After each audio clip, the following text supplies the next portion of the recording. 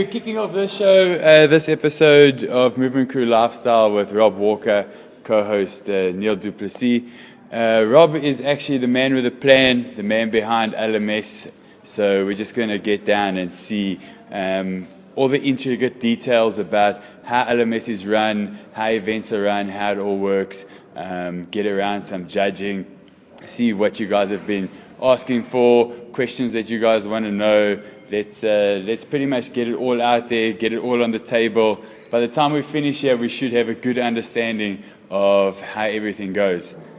Rob, should we get started? Tell us a little bit about yourself. You've just opened a new box. Yeah. Can you give us a little bit down low on your new box? Let's see where we're going. Yeah, so I run an events company called Joko Events. I was basically born in the events industry. My dad, my family runs a big events company. I've been doing events since I was about 16. So events is really like in our blood. We started in 2011 doing different events, things from conferences, expos, trade shows. And then from there, we basically moved on to some sporting events. I started CrossFit with CrossFit Radium with Chris LaRue. After a year or so, him and I had a conversation in early 2014 when I kind of jokingly said to him, let's do an event. And he said, cool, let's do an event. Who knew we'd get to this? No, who knew we would lead? And that led to the first LMS event, or Last Man Standing, in 2014. And basically what we tried to do was we looked at all the other events that were currently on the circuit. And when we as an events company, we launched an event, we look at all the other events and we say, what are they not catering for? What are they missing? Where's the market? And we saw the market being the guys, up and coming guys. At the time, I was doing CrossFit quite seriously, but I didn't want to get into an arena with guys who were like these monster guys. Monster guys who would just smoke me in every workout because I'm competitive, but I can't compete with them. That's how it started, eh? And that's how it started. And then we kind of said, okay, well, if I'm like that, there must be hundreds of other guys out there who are like that. And we launched the first LMS event in September 2014, and the rest is history. After the event, we realized there was a market, there was a niche for it. It started to also develop our business as an events company. We're now into obstacle course racing, trail running, mountain biking. Oh, wow. We're into lots of other different events. And Last Man Standing really, I think it helps us because it's such an interesting and unique event. Being good at that event helps us be better at other events, but also being better at those events helps us be better at Last Man Standing. And it just it filters round and round. Just keep feeding off of each other. Yeah, man, it's cool. It's very close to my heart. It's kind of my baby that I've been working with, and I think it's kind of now out of that infant phase and an event, and it's growing into kind of a young adult, so to speak. Yeah, I'm excited to see the future of it. It seems as we'll get into a few details as we go, but I see there's big venues coming out. 100%. There's big things that are happening at the moment. Well, I mean, the logistics behind going to a place like, let's talk the next step now, Sure. Sun City. Yeah. You're drawing on experience where you have run events at Sandton Convention Center, so that business knowledge it probably is helping you because if it was me, I would be scared to go, okay, let's go Sun City. Let's just take everyone, pack everything up. Let's go to the fake beach in Sun City. Yeah. So how is the experience from not just being like in the CrossFit space now and partnering with Radium in the beginning, how's drawing from the experience that you've had at formal events like Central Convention Center helped you move things to the next level? So I think what it's done is, look, those kind of venues, Sun International, Sun City, they get requests daily from sport organizers. I can bring 1,000 people to your venue. What people don't realize when you're talking about mega events, those guys are only interested when you can bring a couple of thousand people for a few days. They're not interested in a few hundred people. A few hundred people doesn't even scratch the surface for them. So for us, it's about a relationship thing. We've done plenty of other events with Sun International in the past. They trust us. They know the type of quality events that we churn out, whether it be a conference or a trail run or this or that.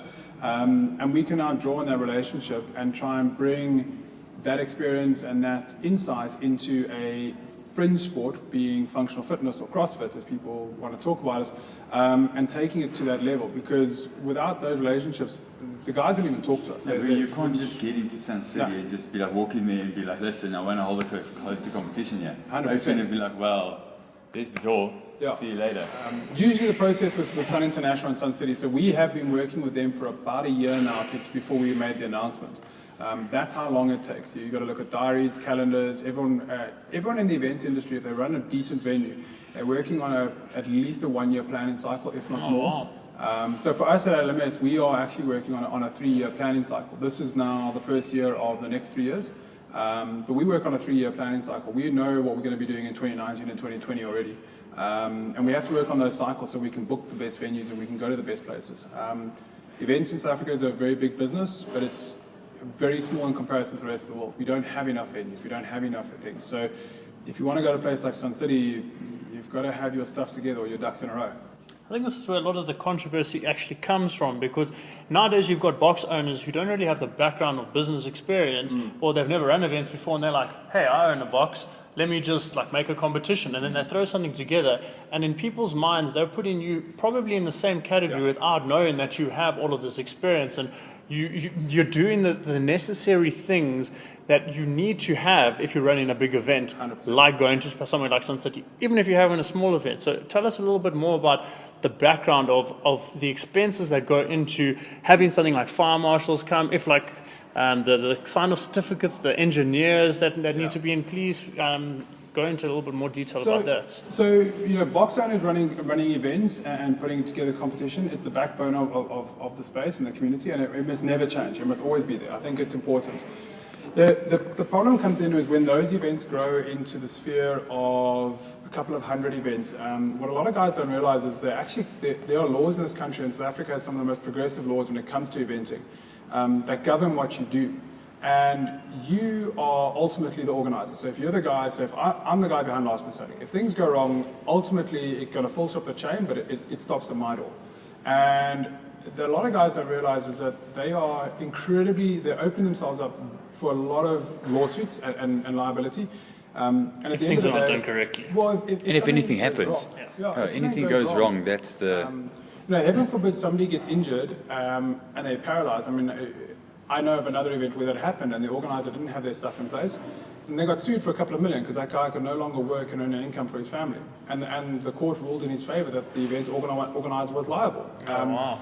And the organizer said, but I didn't know. And the court just said, negligence is not an excuse. And that's what I think a lot of guys maybe in the space don't realize is, when they come to last minute saying they see 1,000 athletes and they take that, they times it by the entry fee, and they think that, I must be balling and I must have 3 houses and 2 Ferraris and their life is cool. It's actually the furthest thing from the truth. The entry fees, in fact, only cover the costs of running the event. Every time you walk past a security guard at last man standing, and yes, I know incidents happen, but I think we have more than enough security. Every medic you see, every piece of fence you see, every signboard, anything that you see at that event is paid for. From the venue, which some venues can cost you upwards of 150 to 200,000 rand, all the way down to the equipment movers that are moving equipment around for you so that you get into your arena and it's right. Those guys are not doing it out of the goodness of their hearts. No. Those guys are getting paid for, and we pay for all of that. And even silly things like this weekend we put up a screen for guys to watch regionals. That's not sponsored. That's not some oak who's like, oh yeah, lekker brew, I dig this, let's do it. I'll just bring my big screen TV and there we go. My big screen TV, my Wi-Fi that can run all day, 100%. And then connect up so everybody can watch. You can take that and set it up there. And that's the thing. Transport, hidden costs. Getting all the equipment from A to B, getting it unloaded, getting this and that.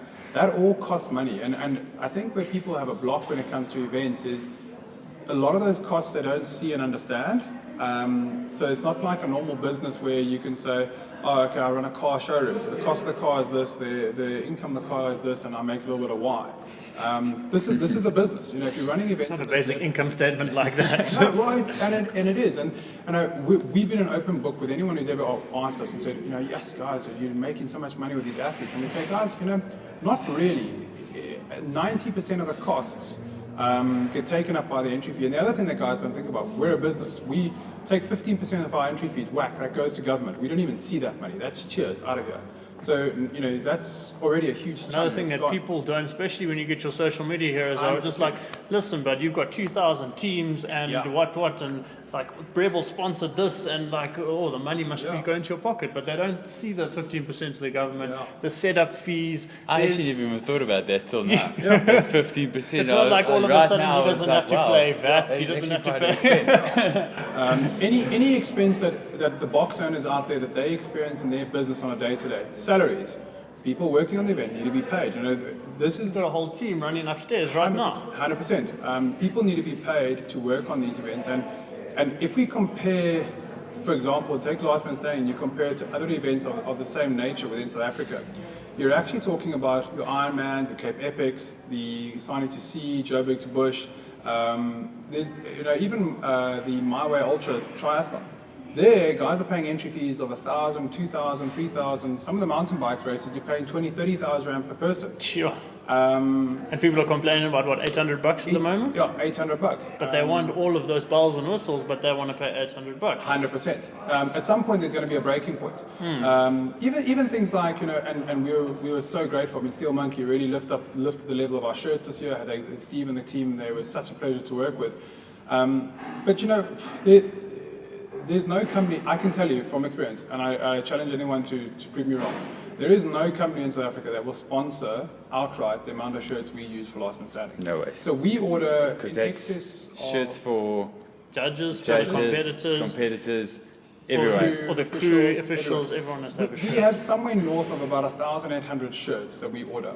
Okay, if you look at a cost price of those shirts, there's not one company that will sponsor just the material. No ways. So that's another expense that people Another are not expense. thinking about. They think, oh, Steel Monkey, they're giving you everything. Yeah. However, No, and we've been very proud. We've always over the years used locally South African crew manufacturers. We've always tried to support South Africa when it comes to our shirts and our apparel and those guys, and try and help them with their businesses.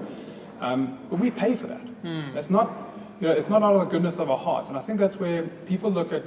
this is a business for you. You're putting your kids through school. I mean, 100%. let's be honest here. You need to make a profit at the end of the day. Yeah. But we were discussing a little bit earlier, and you were saying the business only is starting to become profitable now. And I mean, this started in 2014. 100%. Yeah, 2014.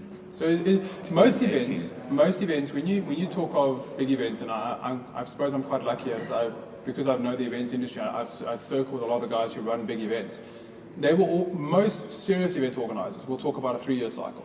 The first 3 years, if you break even after 3 years, you're doing really well. I suppose it works like a normal business though. 100%. If your business can keep the doors open for 3 years, you're doing well. If you can go for 5 years, you're starting to make Exactly. money. If you can go for 10, you've paid everything off, you're in the right track. So, if you look at the big events out in South Africa, the ones where I know, okay, some guys in events, yes, they make a lot of money.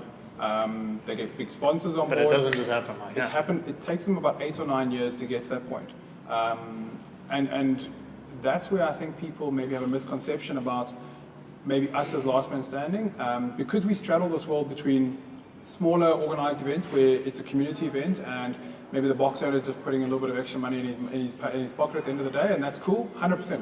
Those events must go on. Those have to run so guys can carry on keeping their boxes alive, Exactly. creating money for affiliations, doing all their things.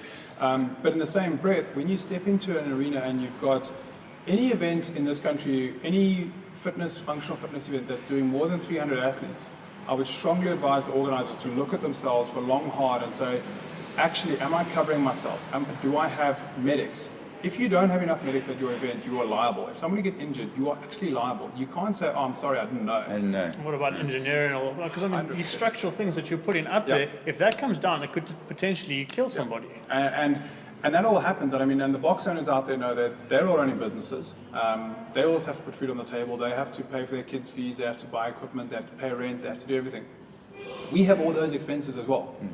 And I think that's quite important that guys maybe understand that we don't turn up the week before an event and be like, hey, let's do an event. And I always say that in my briefing, and guys always laugh, and they're like, it is not a week before we turn up and be like, hey, let's do an event, or it happens as like a sideline job for us. I mean, 1,000 athletes, I can tell you, we get queries daily. We have people just dealing with queries. Yeah, you'd have to. Because guys have all sorts of queries. Some are great, some are good queries, some are not good queries, but we have to deal with those queries. We can't just leave it and be like, oh, well, good luck. You tend into your customer, and at the same 100%. time, you've still got people up there writing these newsletters. They go out weekly. When you guys have a call to action, then those things have to be put together. Even just social media is a job on its own. Not one Posting person. on Instagram. Even if you wanted to, there's no ways that you could pull off what Last Man Standing. You wouldn't be able to market it. You wouldn't be able to get everything together. You wouldn't it's just impossible. It's a team effort, and I think that and a team costs money. A team costs money, and we have been in the past whenever we've been asked and challenged, we've been a very open book. We've always been wanting to share the information with people. So look, some people listen, and they're like, oh, okay, they didn't know, and they educate themselves. And I think that's really important. Is that educate yourself on something before you want to criticize something. Yeah, 100%. I never criticized a box owner until I was a box owner, because I didn't understand their business. I still don't understand it, by the way. It's like weird. How long has this been open for, by the way? We've actually only been open for about a month and a half. Oh wow, very nice. It's a new journey for us. It's really exciting. But I would never walk into somebody else's gym or facility and criticize the way they run their business. I don't know their business. Yeah.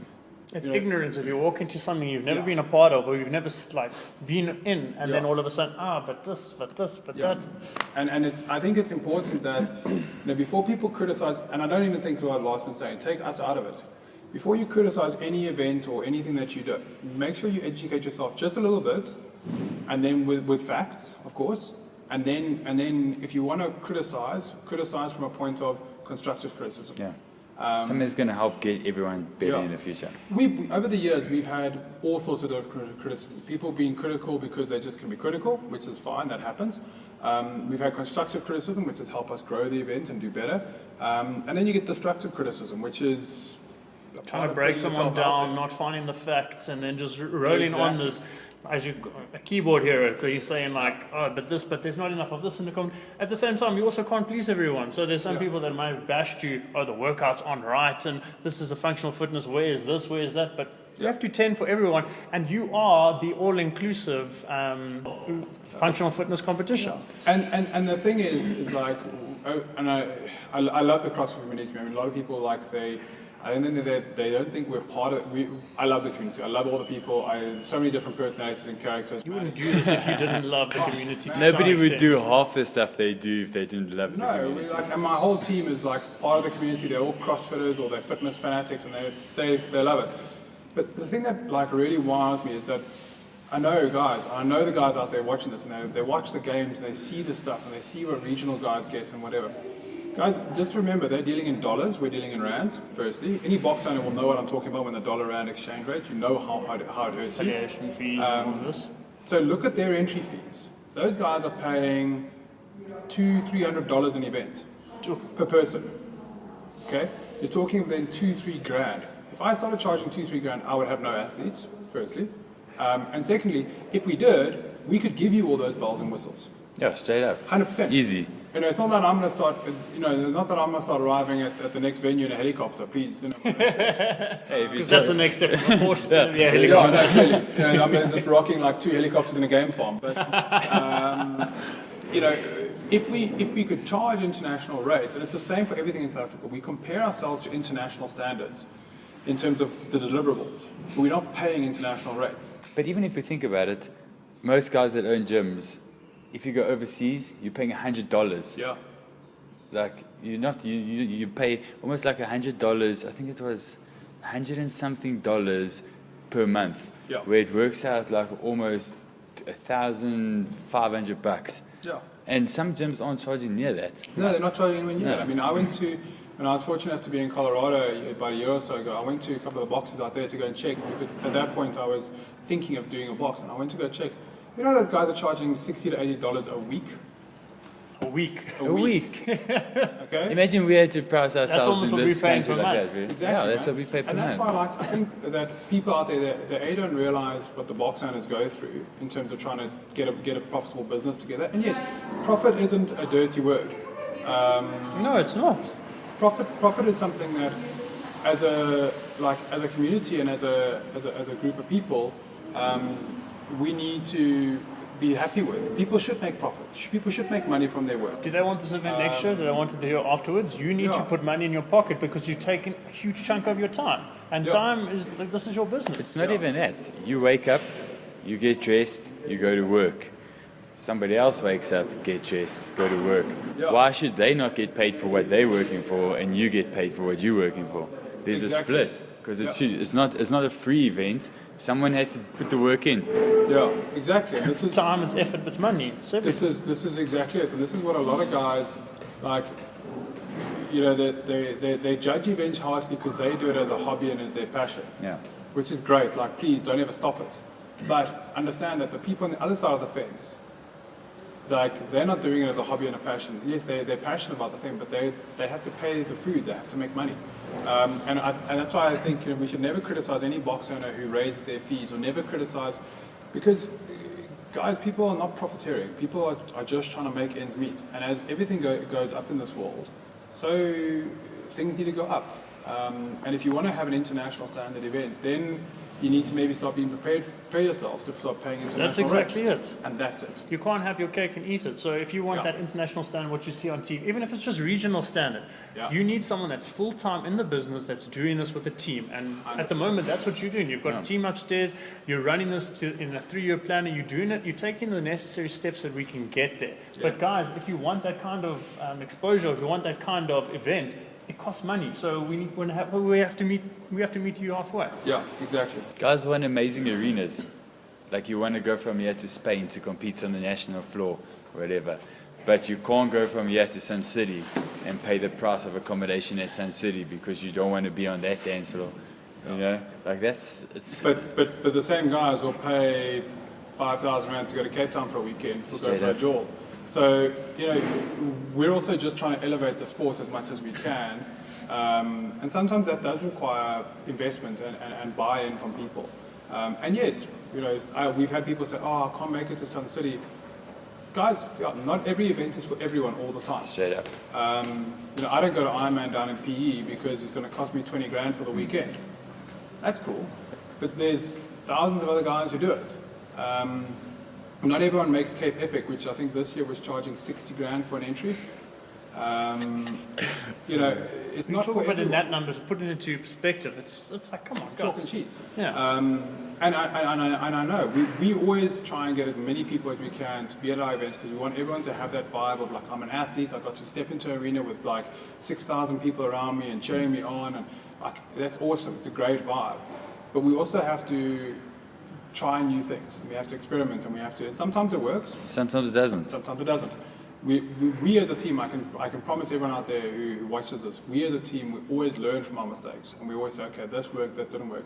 And if guys are harsh on us, I can promise you now, myself and my team, we are even more harsh on ourselves. And you're reading that just at Yeah. the other end of that social media or Yeah, of the man. social media of the emails, there are real people that have put their hearts and, And souls into those something. comments hurt, guys. They Like- do hurt. Come on. Let's be real. Somebody actually reads those things. Yeah, like next time you type in that shit, like just think about, sorry, excuse my language, next time you type in that, like just think that somebody else is reading that and like somebody else putting their hearts and their soul into it. It might not even be Rob reading that. No, like, But a lot of the time it is. a lot of the time it is. And like, you know, people read that stuff, and that's why like a lot of guys, social media has given people this veil of like, oh, I'll just say whatever I want. And the same guys, when I see them at the event, I challenge them. I'm like, hey, look, let's talk. Then they're like, no, bro, you know, like it wasn't that bad. And All of a sudden they're your best All of buddy. a sudden they want to like be my best friend because they want me to change their score on their judging scorecard because the judge missed one rep. Then they're my best chummy. And then on Monday they're lambasting me on social media like Rob such this, Rob such that. And I'm like, guys, you know, if you want to talk, we're going to Then open come talk, communication. yeah, the Come door's chat. open. You can email us. Most of the guys know who we are and where we sit, and they can come talk to us at any time.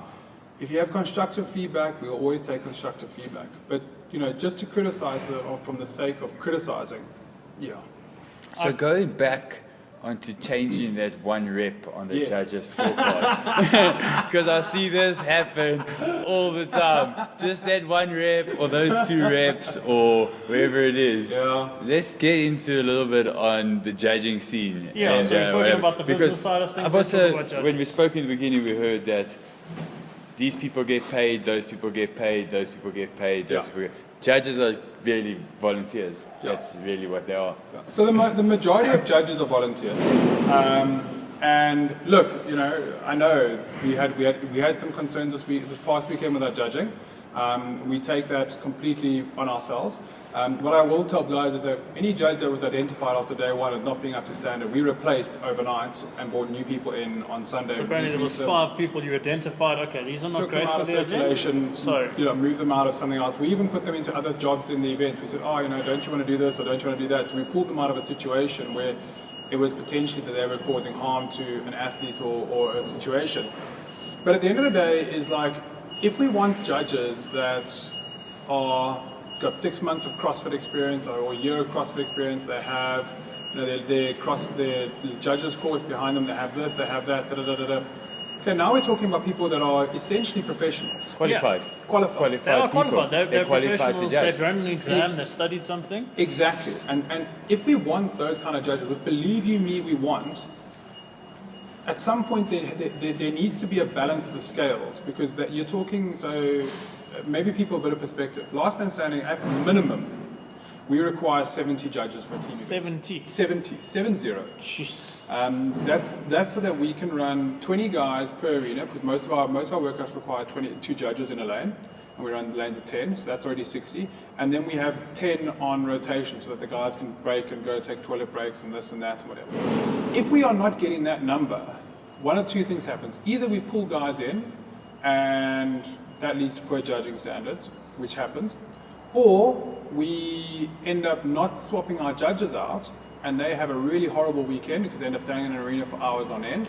Now they're a workhorse and they're not getting paid, which is not 100%, and it's not fair. Yeah. And then we got guys who, and it's not just last man standing. Let me be very clear. I've seen other events where guys have stood in an arena for 10 hours solid, no food, no water, no nothing. It always comes down to judging. It always comes down to judging. So as a community, we as a community need to decide, is judging that important, which it is, and I agree it's 100% important, but is it important enough that the athletes will be prepared to pay an extra 200 Rand for their entry fees, so we break 1,000 Rand, and then we as organisers would make the commitment to say, right, we can go out and pay qualified judges, guys who can then give of their time freely to be in that arena to judge properly. So we can then train, let's call it 70, 80 guys on a regular basis. They're getting regular training, their standards are maintained high, and they're getting paid for their time to be there. Because at the end of the day, if someone's a volunteer, and this is where a lot of guys don't realize, a volunteer is a volunteer through and through. If they wake up on Saturday morning, they decide, I'm feeling sick. I don't want to go. They don't have to go. They're my volunteers. throat's a little bit. 100%. Or, it's my sister's birthday today and I'm going to leave at 3 o'clock. We can't do anything but say to them, please, just stay for another hour or so. That's all you can do, say please. Please. Yeah, that's it. Please, can you? We try and make the experience as great as possible, and I know that the guys who stepped forward this weekend, the volunteers, they had a great time. I mean, I have emails to the hilt over the last 24 hours, judges saying, it's the best time. They all had a great time. They were looked after, they were fed and watered, and we're grateful for our sponsors for helping us with that. But if you don't, if we want to get to the point where there's no discrepancies when it comes to judging, and there's no issues, and there's no Or at least as little as possible. Yeah. At least as little as possible. Because you're never going to get a perfect situation. No, and it's human error. Even in regionals and games level, I mean, we've got guys doing handstand walks, their hands are over the line, they're coming down, and the judges telling them to go back. Exactly. If it's happening at that level, come on, guys. But if we want to bring the margin down from where it is at the moment, which is like here, and we want to get it down to there, this gap has to be filled by qualified people. And that means that if you're qualified, you should be paid. Yeah, and that's what I believe, that then you're a professional. Just like we pay for the equipment movers, just like we pay for the security guards, just like we pay for people to do random stuff, medics, whatever, then we need to start paying substantially for judges. And I'm not talking about 200 Rand for helping with petrol. I'm talking about 1,000, 2,000 Rand for the weekend to be there to work, to do a job, and do their job properly. Now let's do that math. 1,200 Rand times 80. Let's just get the wheels turning there a little bit. Exactly. And then it's another 100K that we have to find. So I think that's going to be something that, to me, if you say what's going to be one of the big changes that's going to happen in events in the way forward, the age of volunteering has also gone, and I think it's because all the events all the events are liable for this. All event organisers have mistreated judges. I can say, hand on my heart, I've communicated with all the other event organisers, and I've offered an olive branch to say, let's all come together and work, and how do we do this?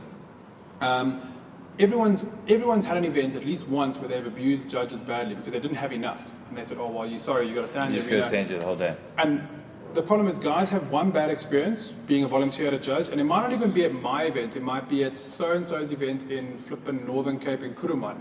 They paint all the events in the same. They're like, cool, all the events are going to treat us like this, and you lose that judge. We have a database of people who regularly would judge with us. That database has shrunk from the initial 60, 70 people we used to have down to about 30. Sure. And the only reason is not because they're like, oh, I was at so-and-so's event and we didn't get lunch, and we didn't get water, and we didn't get sunscreen, and we didn't get this, we didn't get that, we were still in the arena for 10 hours. So as a broader community, if we want to start competing with events like mountain bike races, where, believe you me, all the mountain bike races, when you see those guys holding the flags, those guys are paid. If we want to have that level where we don't have any issues, then as a community we need to come together and say, okay, we need to now lower this gap and we need to find this issue. We're working on something at the moment. After this weekend, my team has already started actually a couple of months ago working on a solution, and we're hopefully going to launch it soon. But hopefully for Sun City, or is that too much to ask? No, for Sun City, it'll be there in place by Sun City. Awesome. Where we will regularly change like a core group of judges, and my hope is that other events will also want to utilize these judges, because if they're then a core group that moves from event to event, now it's a side income for people. And you've moved 100%. them, then that traveling crew can just travel crew to 100%. crew. They're not only gaining more experience by doing it at more events, they're also making a side income. Like, oh, my side business, I work full time, but on the weekend sometimes I go and judge events because I've done. I'm there we go. I'm a part-time judge. Exactly. Why not? That's what we need to get to, because that's what happens in the States. And I can tell you now, engaging with our event, that's what happens in the States. Those guys are paid for. So if you want to compare local events to things that you see in the States, that's what happens. And you're doing the research. You're traveling there. You're speaking to box owners there when you open the box. You're speaking to event organizers that are over there. You're doing your research. You're not just like, okay, let's just whatever the South African mindset is. You're taking international standard ideas and you're trying to implement them here in South Africa. And a lot of people do need to know that. Yeah, that's important. Which is awesome. But I think let's move on to kind of the more controversial things around your idea of being so inclusive, having a beginner division, having an intermediate division, having an elite division, and being able to choose yourself which division that you fall into. The second biggest problem. One judges, two elites doing intermediate. Yeah. So this is something that I've actually spoken to. I think somebody on social media turned them the other month, and it was a great turn. The original gangsters of CrossFit in this country. The original gangsters. The OGs. And I raise this concern because obviously we only start seeing the entries to LMS like a couple of weeks before, because a lot of guys are really poor at LMS. Guys, please just enter your team details early. It helps us. Please just FYI. As an event organizer, it helps a lot to have a plan in place. Just so we know. But there is a growing trend out there for people not to want to be tested at these events. They want to showcase themselves. They want to look good. And what happens That's what the event was made for. It's not what it's about. Well, hopefully not. So what happens is you have a couple of elite guys that drop down into the intermediate category, and it started 2 years ago, and we try to police it. So we try to do online qualifiers, we try to do pre-checks. The first LMS I did in 2015, I had to do a qualifier. Well, the problem with the qualifier is you just drop your standards in the qualifier when you qualify. Then you're still in the lower standard. Exactly. And then what happens when we do pre-checks, I phone guys, I'm like, hey, yes, I know you went to regionals. Like, why are you in intermediate? Oh no, I had an injury and I haven't been training for 6 months. I can't verify that. I have to take someone's word. I have to be like, yeah, okay, you can't, so that's fine.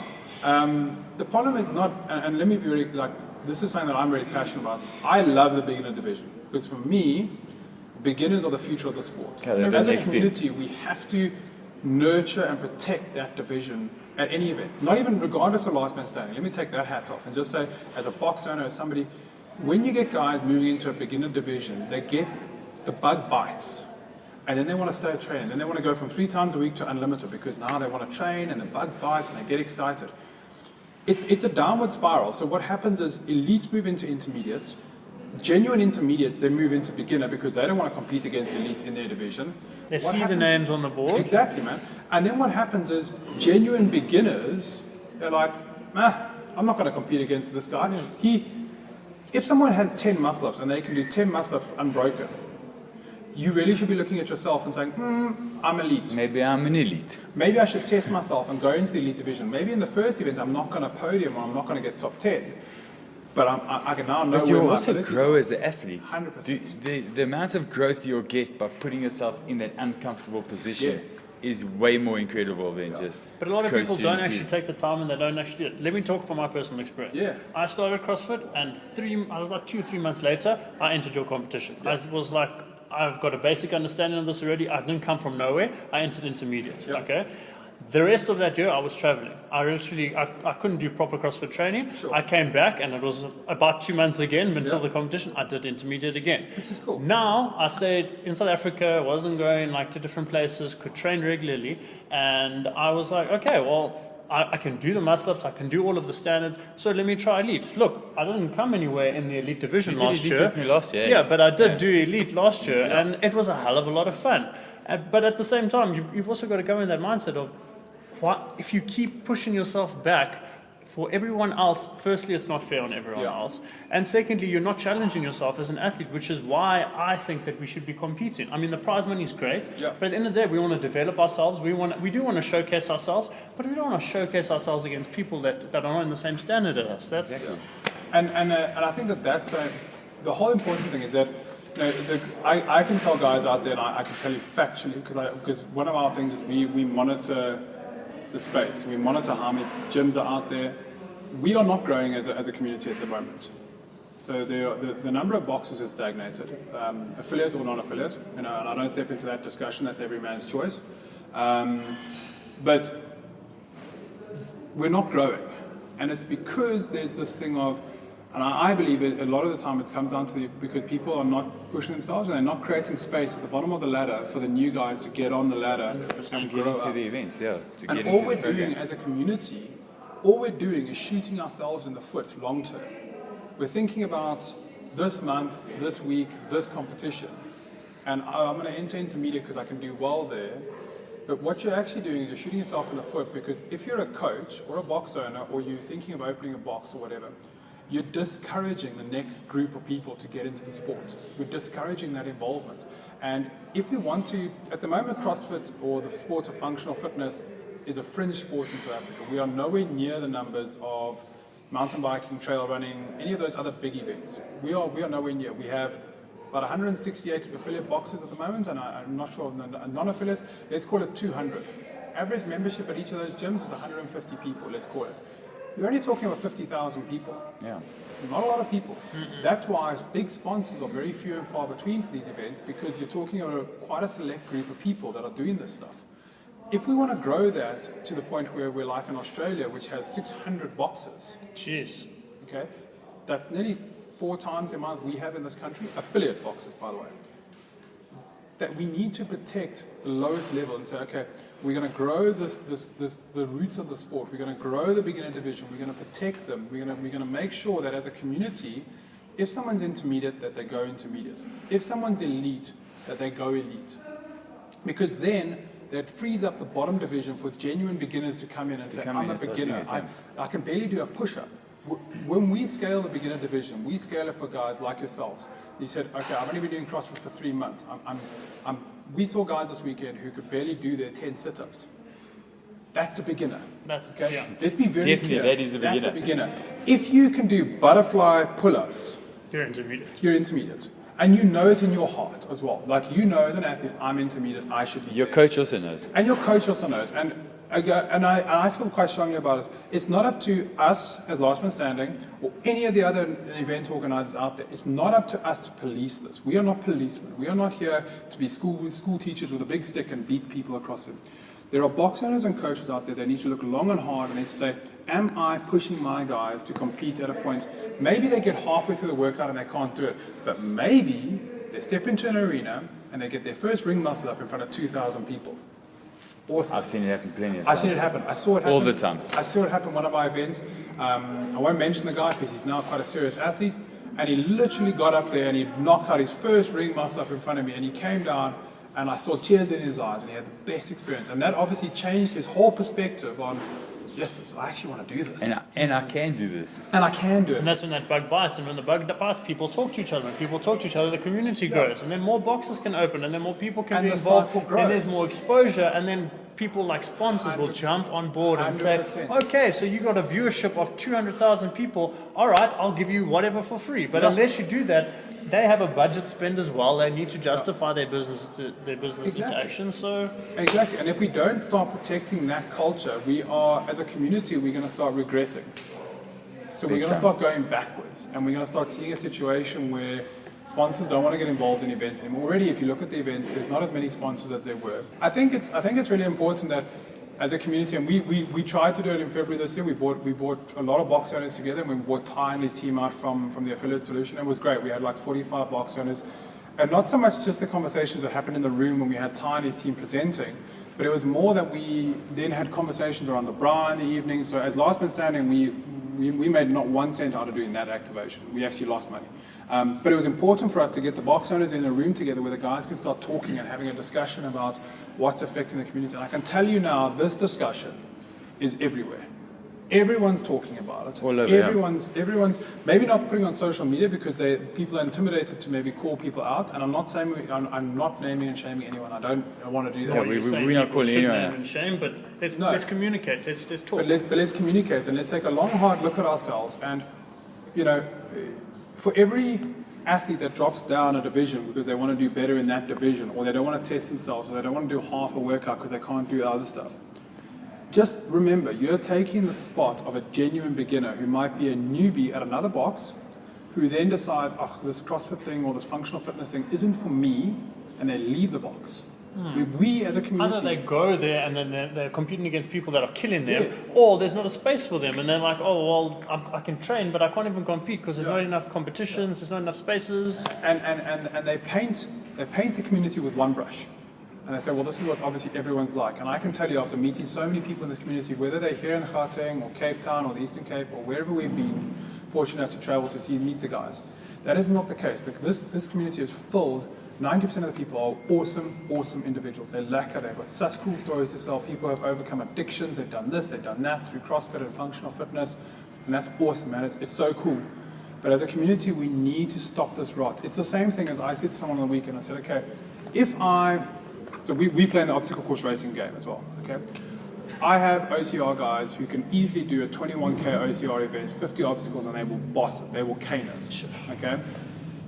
They would never drop down and do a 5K race. No. For the simple reason of, A, the other guys will call them out on it and say, hey, bud, like, why are you doing a 5K? Like, you really should be competing in the top division of either a warrior race or a beast or a Spartan or whatever. You know, that's where you should be. And secondly, those guys, they don't do that to try and podium. They do that to try and test themselves and say, okay, is my training working? Is it paying off? Have I progressed as an athlete? And we need to, I think as a community, we need to mature and we need to say, right, we're now past the infancy phase in this country. We now need to mature and we need to come together and say, cool, guys, coaches, owners, you need to be saying to your boxers and your athletes, hey man, look, you've been in the box for like a year now. I think it's time you stepped up and maybe enter the intermediate and like you got out there. Yeah. Or don't enter a division because you can't do one movement in the division above.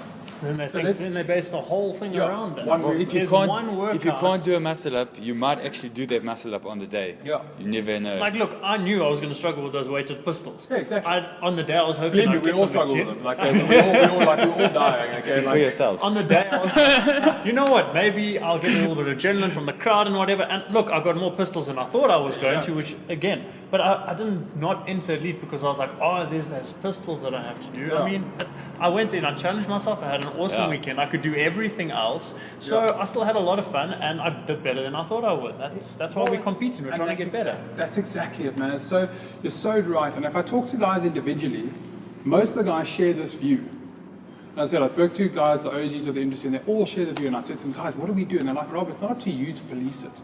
Your job is to put a cool event on for guys, let lacquer things, run on time, which thank goodness we did to a T this weekend. Well done. And like, have a really cool event.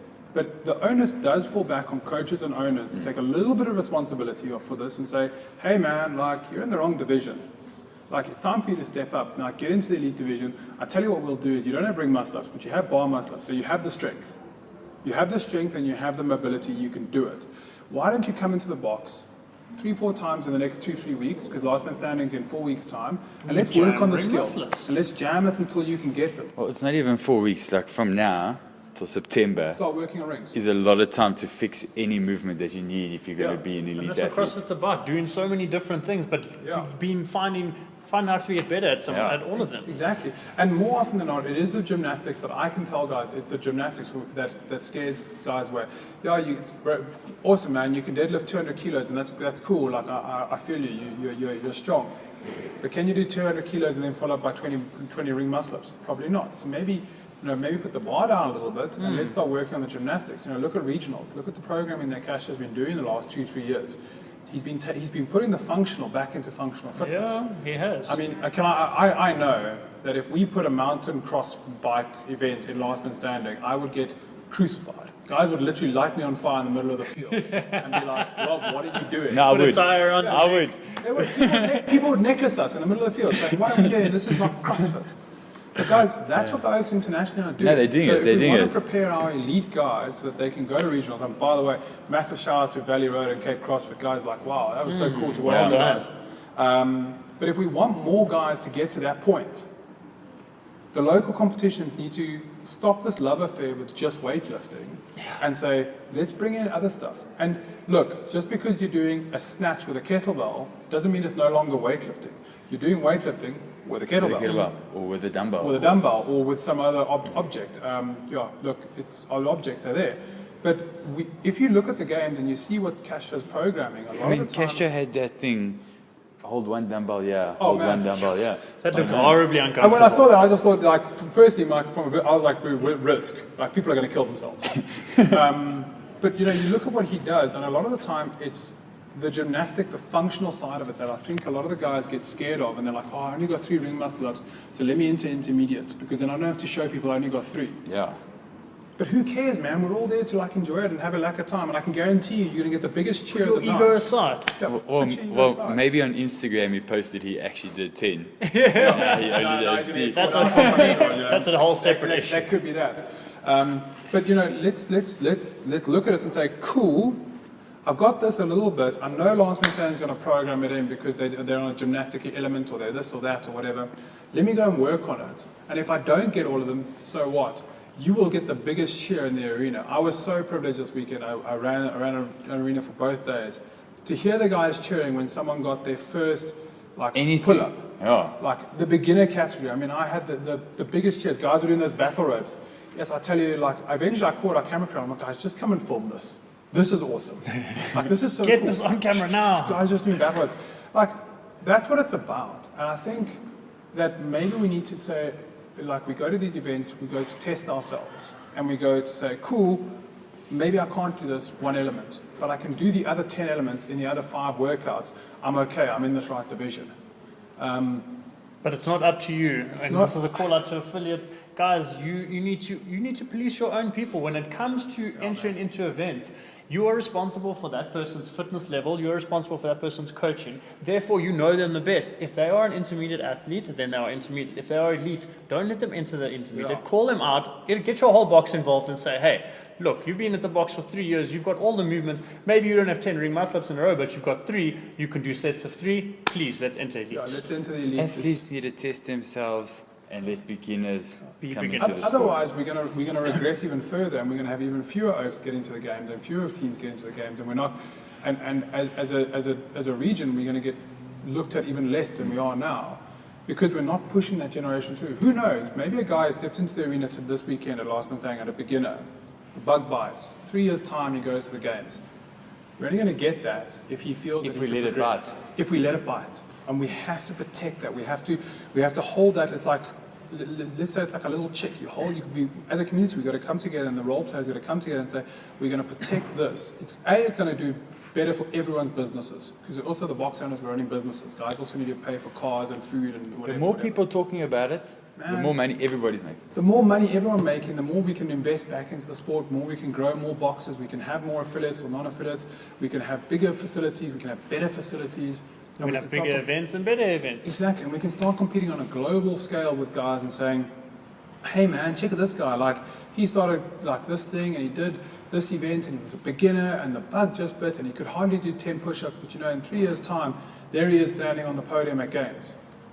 I don't know any person in South Africa that wouldn't want to see that story play out. 100%. But I don't know any elite guy that wouldn't want to be that guy standing right at now, the games. yeah, who wouldn't want to be that guy? But elite guys, you know, if you're elite, then move aside, step into elite, and let the other divisions grow and have their moment to shine. And ultimately, like the amount of queries we deal with and I deal with, a lot of box owners have my number. Ultimately, it also paints a boxer or an affiliate in a bad name. People talk, guys. They might not post it on Facebook. They might not put it on Instagram. I heard it happen this weekend. Yeah. I heard a couple of guys talking about who should be wearing, who shouldn't be wearing. People talking Everybody about you talks. guys, and people are talking about stuff, and they're chatting. It's not like Rob doesn't know. Like, protect your own reputation. I mean, as a business, I try and protect my reputation as much as I can. Protect your own reputation, and as you were saying, man, just have a conversation. Say, hey, man, like, you've got bar muscle-ups for days. Like, get in the boxes, come in on a Saturday, and maybe just sit on the rings for an hour. Let's just work that technique. Maybe me as a boxer, and I'm going to put a gymnastics seminar together for like the 10 guys who want to enter large standing elite, and I'm going to show you how to do it. Now you're making money out of your event as well. Yeah, there we go. You know, like everyone can make a little bit of extra cash here. Now a box owner can say, hey, okay, ring muscle-ups are coming up in last man standing, so there's the goal. You've painted the goal for them. Now as an affiliate owner, you can be like, okay, I'm going to charge my guys $100 to come in, and we're going to spend an hour on ring muscle-ups. You get 50 of your box people on $100 each. That's a nice little extra $5,000 in your pocket that you maybe not have had. Gymnastics session. Exactly, man. And I think and you've touched on a good point. Like, also guys need to stop being so obsessed with our guidelines. Okay, they are guidelines. We're guiding you to say, if you've been doing this for this much, I'm not like the be all and end all. I'm not Glassman. I'm not here to be like nobody's here to. No one's here. Yeah. But you know, yes, if you enter into the intermediate category, and I will say this to the guys who complained, if you enter in the intermediate category and you were saying, oh, we must do bar muscle-ups, and you want to do 20 bar muscle-ups, guys, maybe you're in the wrong division. Maybe the division isn't wrong. Maybe you are wrong. Maybe you need to be looking at yourself and saying, hey, I can do 10 bar muscle-ups in a row. I'm rocking this, and I can sink them out quickly. Perhaps you're in the wrong division. If you want that movement in intermediate, perhaps you need to be thinking about moving yourself up. That movement may come into intermediate at some point, but we're not there yet. We're not there yet, and I'm not going to keep bringing more hectic movements downwards and downwards, because actually the goal is to then you're fueling the problem. I'm part of the problem. Actually, what we need to do is be getting guys on this conveyor belt so that our elite division grows. Because at the moment, every event, the elite divisions are shrinking. No, I've seen that. That's actually a problem. We should be saying, guys, get on the conveyor belt. If the conveyor belt is actually moving, people aren't jumping off. Elite should be the biggest, especially in 3 years' time. The intermediate, the elite category should have had 2 finals this Saturday, not the intermediate category. Exactly, man. And like nothing would make me happier than to see an elite division of like 100 teams, even if they're not all the elite. But hell, then the guys who win that division, they've earned that check because they've gone up against other guys and they've really tested themselves. It's no longer, I don't think it's acceptable anymore, where we know who the elite divisions are going to be. You can go to any event anywhere and you know who's going to be in the elite division. Actually, we need to start seeing the new guys stepping in from the intermediate and taking over. There's so many new oaks that would crush the old elites, but nobody's willing to take that step. And step in and like give those old elites maybe a little bit of a kick up the, whatever, and then like maybe then we'll see more guys making it to games in the future. I mean, like it would be nothing better than yes, how much would the community love to see a plane full of South Africans fly into Madison in a few weeks' time and taking over games? We would all love it. Yes, we would all dig it. It'd be cool. What a pleasure. But unless we're going to force the issue and we don't. There's not a thing of, we're lowering the standards for the lower divisions. The standards are low for the lower divisions for a very clear reason, so that the guys can do their workouts in that division. If you're complaining about standards in a lower division, maybe the problem's not with the standards, maybe the problem's with you as an athlete. And you look at yourself in the mirror and say, maybe I should be trying and stepping up and moving myself forward. And if I can't do 3 or 4 stuff in the workouts, that's cool. Like you did. You said, I couldn't do the weighted pistols, but hey, then you ended up doing 3 or 4. What a pleasure. That's exactly what it's about. But I think in the interest of time, let's just quickly Yeah. recap of what we spoke about. We spoke about the business in terms of what it takes to be a little bit of an affiliate owner, but also in the event space. Yeah. We spoke about judging and the issues around that and the pricing points and things like that. Sure. Now we've also addressed, I think the most controversial is Yeah. people entering the wrong division and how it actually affects us when we take the veil off, because we're kind of in a tunnel vision. We're like, we're so set on oh, this guy's in the wrong division and Rob should do something about it. Everyone wants to point the finger when just take a look in the mirror and think, you know what? Take some personal responsibility. Take personal responsibility for yourself, and also as a box owner, if you know something in your community is entering the wrong division, call them out on it, and then let's grow the sport together on that conveyor belt. I love that analogy. Yeah, and that's the conveyor belt. That's what we have to do. Every other sport in this country does that. And if we want to grow and we want to be taken seriously as a sport and not just, a couple of oaks throwing weights around on a field, we need to all get on board with that mentality and say we're going to grow our community. We have to. This is why people like this Matt and the Hearn here is doing things like this podcast so that we can start because people are not coming together. We're not talking. No, that's exactly why I started it. It's in your ears, it's in your computer, it's on your phone. You can listen to it. This is Rob's view on it, and let's It will be on YouTube, SoundCloud, on your iPod. So you'll pretty much Your be able podcast, to, iPod, you'll be able to listen to it anywhere, anytime, anyhow. Don't listen to the radio one morning. Listen to this and find Rob's views and start bashing him on social media. Yeah, please. Thanks, Rob. Thanks, man. Rob, thank you Appreciate very much, it. bro. Appreciate it. Thank you so much. Appreciate it, guys. Thank you.